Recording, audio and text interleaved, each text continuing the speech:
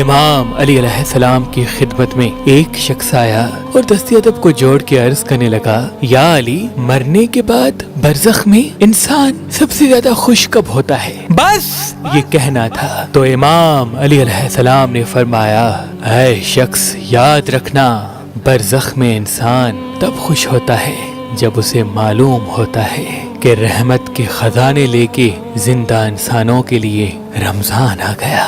رمضان کے مہینے میں مرے ہوئے لوگ زندہ لوگوں کی طرف دیکھ کے بار بار کہتے رہتے ہیں کہ اے اللہ کے بندو، اللہ نے تمہیں موقع دیا ہے۔ یہ وہ مبارک مہینہ ہے جس کو ہم نے نہیں سمجھا، اس کی قدر سے واقف آج ہم ہوئے ہیں۔ اس میں ایک نیکی کا ثواب 1000 نیکیوں سے افضل ہے۔ اس مہینے میں ایک سجدے کا ثواب 1000 سجدوں سے افضل ہے۔ وہ جو لوگ زندہ ہیں انہیں کہتے رہتے ہیں کہ اس مہینے کی برکت کو پہچانو، اور پھر چیخنے لگتے ہیں۔ تو اس شخص نے کہا، یا علی، مردہ لوگ چیخنے کیوں لگتے ہیں؟ امام علی علیہ السلام نے فرمایا، وہ فریاد کرتے ہیں مرے ہوئے انسان کے جو رشتہ دار یا دوست زمین پہ زندگی بسر کر رہے ہوتے ہیں، ان کو دیکھ کے یہ کہتے رہتے ہیں کہ ہماری قضا نمازیں پڑھو، ہمارے لیے نیکیاں کرو، ہماری نیت سے قرآن پڑھ کر ہمیں ہدیہ کرو، غریبوں کو کھانا کھلا کر اس کا ثواب ہمیں ہدیہ کرو۔ وہ کہتے ہیں کہ زندگی میں